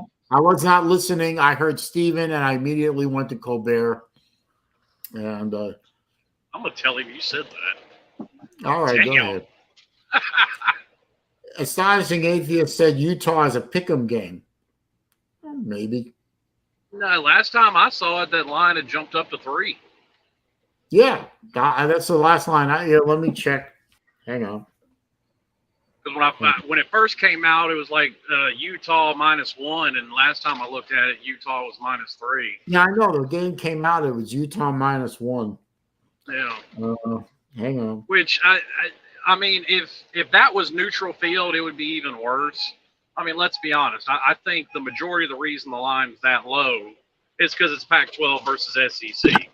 If you were to take Pac-12 and SEC off their uniforms, I think Utah would easily be a 7 to 9 point favorite. Yeah, it's still Utah -3. Yeah. What is the line on the Georgia game?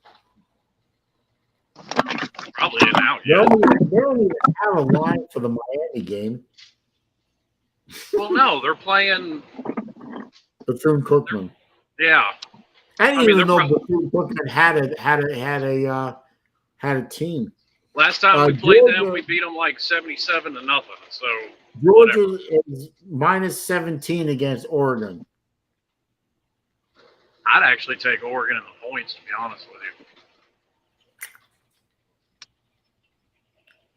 Just something about it tells me to take the points on that.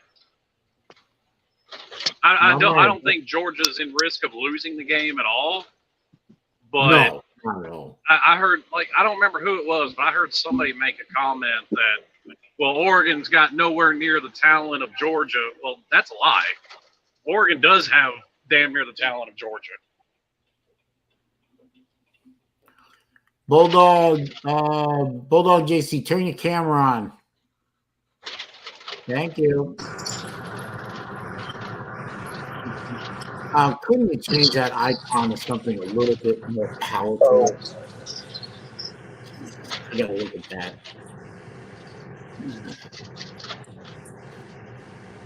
I don't think I've ever been in a stream with Bulldog JC. I feel honored now. I've seen him around. What's up, buddy? We've been in a StreamYard together before, man. Have we? I'm not. I think you were on the StreamYard with him here at least once. I may have been. Yeah, I've been but in here a couple of times.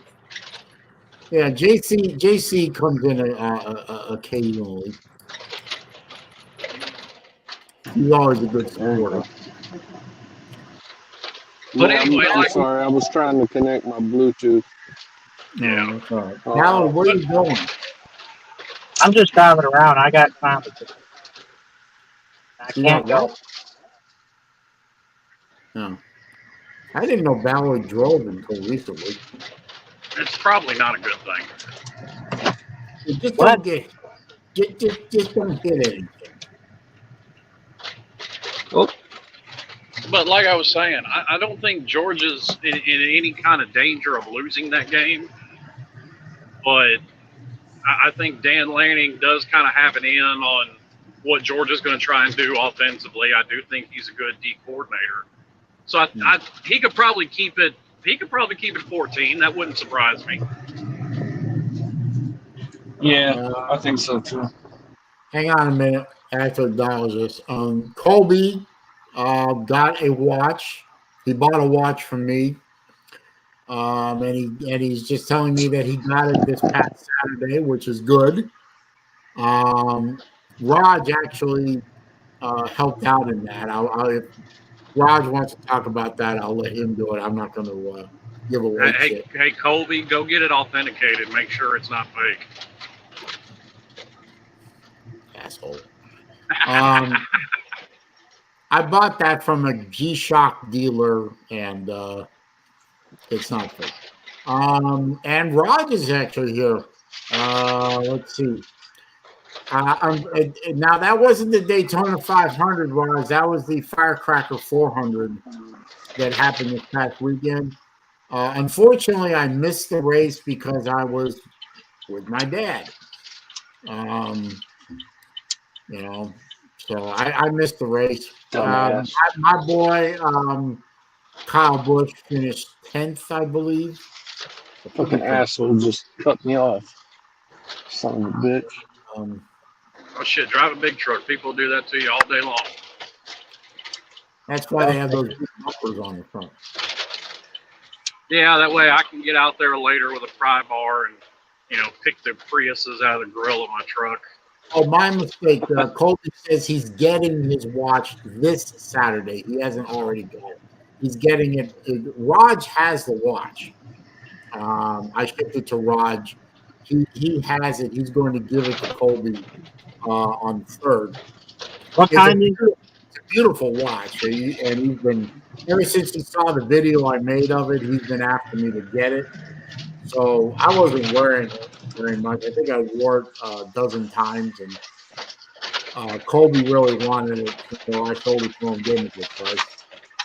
And he'll get it this Saturday. Well, Colby, I want you to text me or something and let me know how you like it. Hopefully it'll fit it. He doesn't have to have it sized or something. I don't know. But I'm glad that Colby's finally going to get that watch because he's been all after getting that watch for quite a while. So, and I used the money for something else.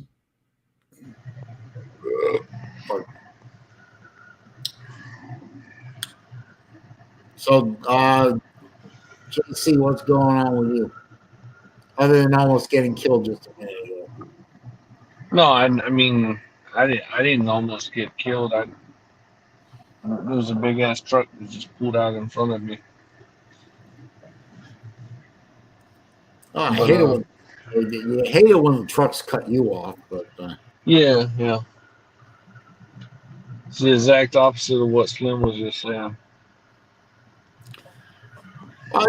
Because of guys, I know guys like Raj and Slim, I'm their friend and they're mine. I always, out of respect for what they do, I always make sure now that I give semis, plenty of room when I pass them. I always make sure that when I'm coming in front of them, I always make sure they get plenty of room because. I always give the the right of way to the big trucks too. But Yeah, this they're was not clearly like I was going down the road and someone had a stop sign. They just pulled right out in front. Didn't even stop or nothing. I hate when people do that. But whatever. semis are not sports cars. They don't stop quickly. Yeah. I mean, I'm always it wasn't a semi truck. It was a Jeep, a jacked up Jeep Wrangler. Probably some high school kid. Their okay. When you parents. I immediately went to tractor trailer. Yeah. Dude, that I'm so disappointed in that new Jeep truck. When they said Jeep was coming out with a truck again, my mind went back to the Comanche that they used to have. And Yeah, I was the like, Comanche okay, was nice. yeah. And then they put out this fucking Wrangler with a bed, and I'm like, you motherfuckers. Yeah, they look stupid too. They don't look like they finished the design very well. They don't look like a finished design. They look like they got about 80% of the way and said, that's good enough. Let's go to lunch. Yeah. It just I doesn't mean, look like a whole and it, complete it looks vehicle. like they just like decided, hey, we're just gonna cut the right behind the back seat. We're just gonna cut it off and just put a truck bed back there. If they had decided to actually make another truck in line with the Comanche but a modern design, I'd have bought one. Yeah. But as it sits, I'm not buying one of those. I'll go buy that damn Chevy Colorado ZR2. Yeah.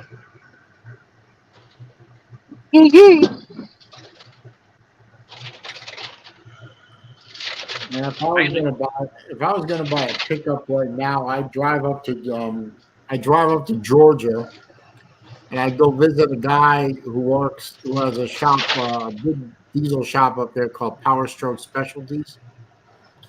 Um, he does nothing but works on Ford Power Strokes, and he has Yeah. part of his business is buying up older 03 to 07 6 liters and working his magic on those and reselling Because they them. damn sure need it. Yeah, they Yeah. do.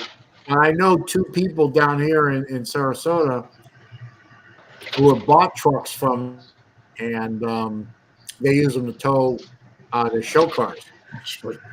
And There's those a trucks are in beautiful condition. And one of them has about 350,000 on the clock right now, and it's running flawlessly. And he doesn't Yeah. have to. He has no emissions on it because the speeders never had DPFs or selective catalyst reduction or any of that blue crap or emissions crap. So the truck actually returns good gas mileage and makes pretty damn good power. So I think that's there's a company in Evansville, Indiana, and I mean I've looked into them. They're actually reasonably priced. They got a hold of a full set of original body moldings for the original Dodge Power Wagon, the mid 40s model. yeah. Oh yeah. And they're making resto mod versions of them with brand new Cummins diesels. You know, I saw a video. It's a series of I think it's a 2 or 3 video series. And when I saw it, I thought of you, Slim, because I thought this would be right up your alley. There's a company that actually makes a kit that allows you to take now the Charger is the 4-door, right? The Challenger is the 2-door.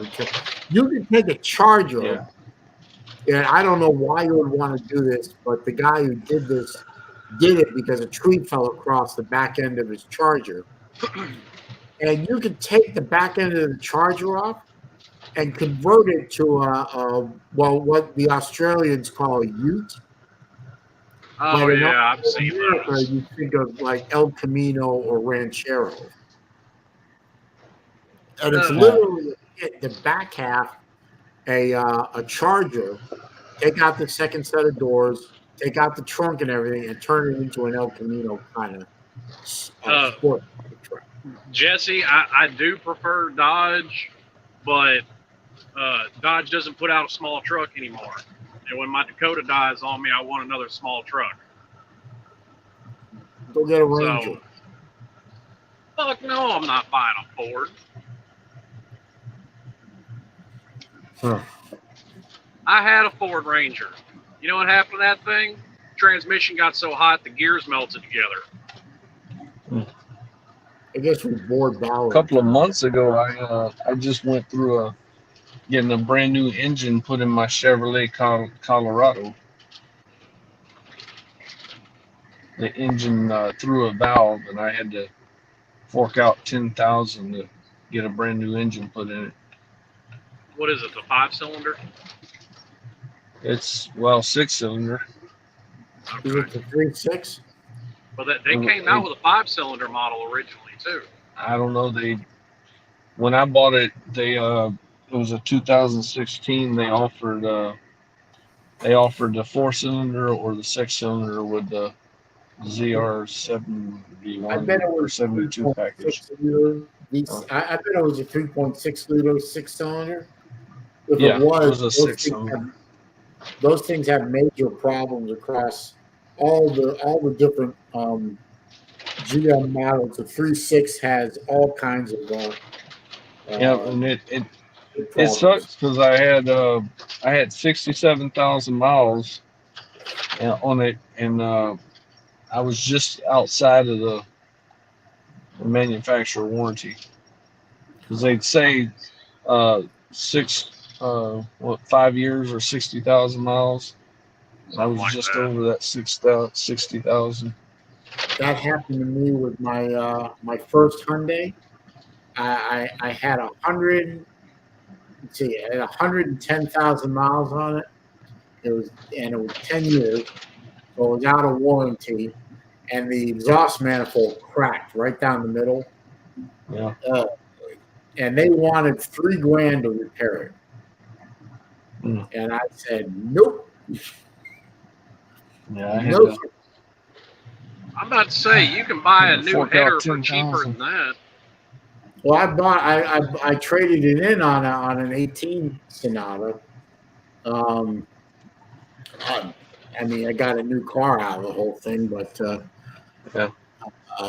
the 07 Sonata I had, I think the blue book on it was 2,200, and they want me $3,000 parts and plus a little bit, $3,000 parts and labor for a car that's worth $2,000. No, I wasn't. Yeah. Well, The I only also don't pay person- anybody to do anything I can do myself. So that bill would be a lot cheaper for me. Yeah. Hey, P Digits, how you doing, man? I got no way to replace an exhaust manifold on a car. I don't have the tools. I don't have the talent. Yeah. It's not. I could have figured it out. Yes, Well, it's probably 4 bolts. It's the header. That's all it is. Yeah, you're probably right, but still, I mean, the part itself was I mean, the part came. I mean, if I remember right, the manifold goes right into a catalytic converter, and they're the one piece. So he basically had to buy a new cat, and that's what made the part so expensive. So even if I had the ability to do it myself, the part alone would have been higher than the car was worth. No, Yeah. And Well, it had some other because minor problems, so I got rid of it. I'm about to say that part couldn't have been that much because a new set of long tube, I put a new set of long tube stainless steel headers on my truck with cats, and I ran it true dual. Those headers were $1,200 for both of them, and that's for a V8. Well, you're talking about a V8 versus a little 4-banger from Hyundai. You can only get. and you're talking about the difference in time because everything's a lot more expensive nowadays than like 5 years ago or 10 years ago, whatever. Yeah. I mean, I think I made a good decision from the economic standpoint. Anyway, I got a new car with another 10-year, 100,000-mile warranty on it. I'm not even halfway through the warranty, either mileage wise or no mileage wise. I'm about halfway through, and year wise, I'm only 40% done. So, Yeah. from an economic standpoint, No, that works. the reason I looked at Chevy for another small truck. The reason I looked at a Chevy for another small truck is because those new Colorados, they're putting.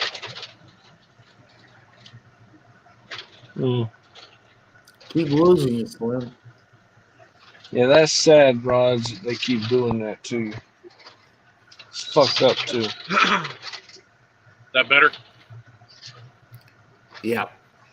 Those sorry pieces of shit keep Okay. making saying those BS videos of Rods and shit. Who the hell would troll Raj? I don't understand why somebody would do that to Raj's videos. I mean, the man, I mean, the man curses more than the next three people I know put together, but Yeah. he's one of the nicest guys in the fucking world. He doesn't bear ill will towards anyone that I know of. And probably the ones that he does bear ill will towards probably deserve it. And the man posts about Georgia football and the occasional rant video about somebody who pissed him off that particular day. The man is the man is as inoffensive as they come. Yeah. Christ, he likes me, and I'm unlikable, and I'm also a damn Yankee. Yeah. Well, Lou says it does happen though. Well, Unk is a piece of shit, and everybody knows that. So, yeah, I don't know why Unk. According to him, I'm not a real Miami fan because I'm Miami. The reason you're not a real Miami fan is you don't speak Spanish. No.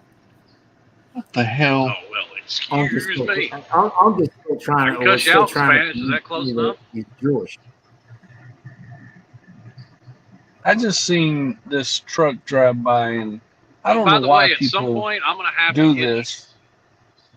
But these vehicles that squat their trucks, what the hell are they thinking? So fucking stupid. You haven't seen the Carolina squat before?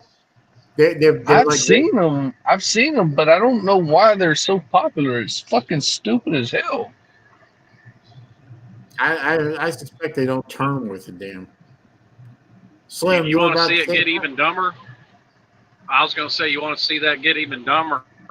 Watch them all hang out in a parking lot, stomp the gas, and bounce off the rev limiter and flap their hands like a bird. Oh shit! Wow, that must be happening in Miami tailgates and stuff. There's a couple of houses down from where my parents live. There's a house that they're having a lot of tree work done. Kind of getting the stuff that's dangerous to the roof cut back and shit like that. How my parents are going to have that done next week. And all three of the four trucks that are in front of that house look like they're all personal trucks of the youngins. They look like 20-somethings. Three of the four, all those jacked up 4x4s, two Chevys and a Ford, all with those tires that stick out about 2 feet past the fender, and they have about this much sidewall on them.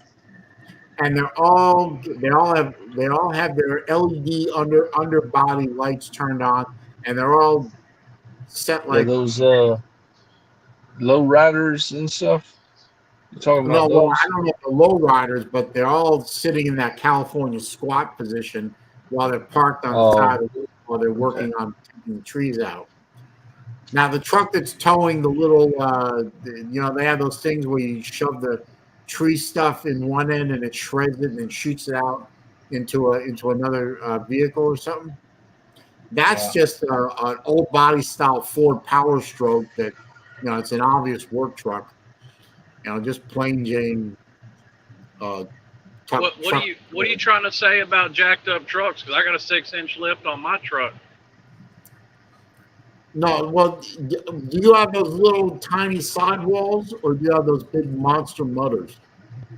Well, I mean, I've actually got what they call hybrids, but no, I do have sidewalls on my tires. All right. Well, I'm only running. There's a difference between jacking your truck up and putting off-road style tires on them, so you can actually do off-road, and jacking your truck up and then putting these little tiny, big, fat, wide tires that stick out past the fenders with these little tiny sidewalls, or maybe half an inch of sidewall on the truck. These big chrome wheels will probably cost more than the vehicle itself. I mean, it's a mall crawler, and it's sitting at a 45-degree angle, ass end down. It looks stupid. Well, mine's leveled, which actually I'm not even a fan of. I wanted to keep the rake to it for when I pull a trailer, but it's become popular to level your damn truck, so now all lift kits level out your truck. I've only got about 1.5 inches of rake left to mine, but no, I'm only running 20-inch rims, 37-inch tires. I don't have a truck. Well, I have a truck, and it's not likely I'm going to be getting one anytime soon. The places I go and the things I do, a truck is a necessity. Yeah. And actually, I'm also setting mine up for a specific reason. I'm wanting to do I'm going to do the whole 9, put like a rooftop tent on it. I'm wanting to do an overland trip from the U.S.-Canada border all the way up to Alaska.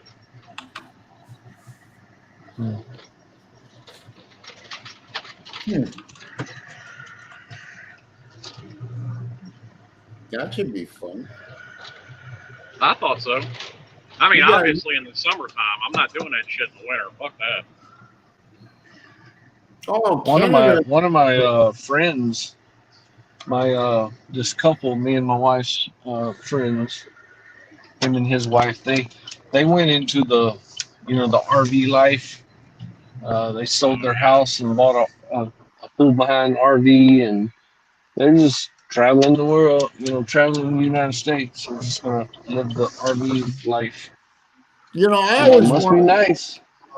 I always wondered one thing about the people who do the RV life. Where do they send their mail? That's a good question. I guess That they get is a a PO good box question. somewhere. I don't know. I don't know how they deal with the mail situation, but they posted on Facebook. They were like, "Oh, we're going to the RV life." They're up in Kentucky right now. I mean, I guess now with electronic bill pay, you don't have to get bills in the mail anymore. You can just do that online. Yeah, because I mean, if the RV's paid off, all they're having to pay for is insurance. Yeah. Yeah. And you can definitely do that online. They had a house and they sold their house. And they used the house. Package shipped. Where do you ship the package to? I have no clue, but they used the money from the house to pay the RV off, like it's paid off.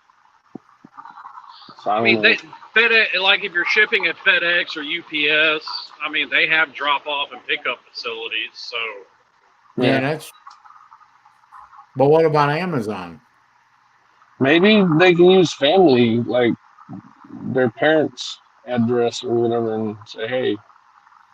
Yeah, but let's say their parents live in Florida. Everybody's parents live in Florida, and they're on an RV journey and they're roaming around Montana. I don't know. I really didn't ask them those particulars, but you don't need Amazon. You can pull your ass into Walmart and get what the hell you need. That's true. I guess. Yeah. I don't know. It's just one of those things you think about. It's like, where am I going to send my mail if I go full-time RVing? What am I going to do about that? I don't know. I don't know. I'm guessing because I know the guy his parents are still alive, so I'm guessing he uses his parents' address up in Kentucky. and they just hold on to whatever he needs, I guess. I don't know. I have no clue. I didn't ask him.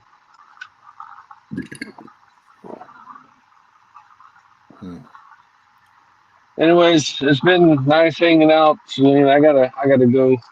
Thanks for having me. I gotta wrap up myself soon because I gotta head over to the folks' house. Start the evening shift, as I call it. But I appreciate you stopping by, JC. Good luck to your dogs this weekend. Because like Lou, Yeah. he So. hates Florida, but he is an SEC homer, and I am an SEC homer as well. So on these conference games, Yeah, and these games, I want to see the SEC win. I'm an SEC homer, so I don't root for the Florida Gators, and I hate the Florida Gators, but I also, unless they're playing Georgia, I want Florida to win.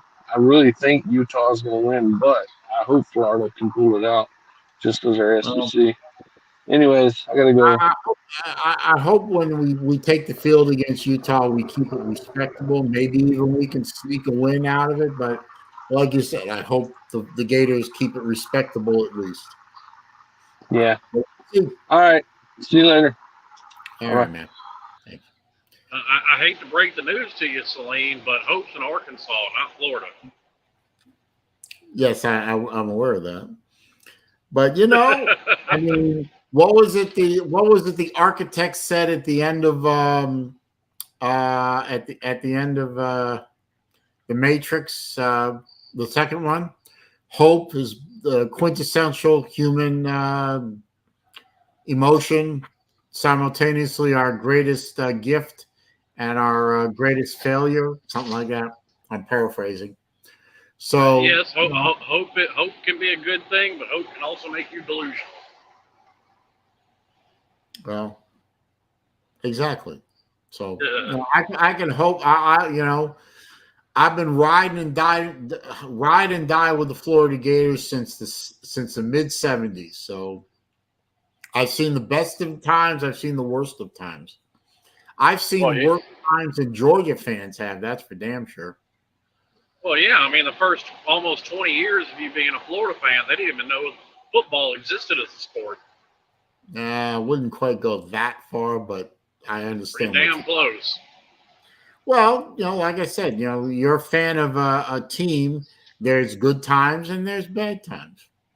But Miami didn't. Good times and bad times. Georgia had the good times and bad times. Even the vaunted Tide had good times and bad times. So I didn't say Miami was much different. They didn't realize football was a sport until the late 70s. True. All I'm saying, all I say to all my college football friends is the good times don't last forever, and the bad times don't last forever. They don't. So if you're in the middle of a good time like Georgia, like Alabama, like Clemson, like Ohio State, enjoy it, because there can and most likely will be a time where you will be in the outhouse instead of the penthouse. And then it's somebody else. I've seen all these programs on top in the outhouse. Yep, so have I. I'm and you and I, we got some age on a lot of folks here and experience. And that makes me feel bad. I'm only 34 and I got age on a lot of these folks here. 34. I got calluses older than that. Jesus Christ. All right, sir. I'm gonna wrap up. So all right, be careful. Yes, sir. All right. Later on. Peace. All right, the rest of you glorious motherfuckers. Thank you for hanging out with me once again on another Wednesday afternoon live with me, SaleenDriver. Episode 107 of the Wednesday afternoon stream is in the books. And once again, we proved that this stream is definitely about nothing in particular. So I enjoyed it. I enjoyed seeing all my friends again. Bulldog JC, SEC Dog, Pizza Woman, my number one troll killer. I know Lou was in here briefly. Michael Hoagie was in here. P Digits was here. The Astonishing Atheist is here, or was here. CJ was here. Brad Pitt was snuck in there when I wasn't looking. Good to see you, sir. Battle Angel, the most patient woman in all of YouTube. All my friends, good to see you again. Good luck to your teams when they play this weekend. Since none of you are Utah fans, I guess I can say that with a good confidence. Good luck to all your teams throughout this entire season, as long as your team's goals don't conflict with my team's goals, in which case I say I hope you fucking lose, even though the Gators are what they are. So we'll see what they can do this year. But ride or die with the Gators, baby. So I've been doing it since 1975. I'll keep doing it until I draw breath number last. Anyway, good to see you all again. I'm going to head over to folks' house and do what I got to do. Go Gators. Screw you haters. And I am your boy, SaleenDriver. Out. Peace.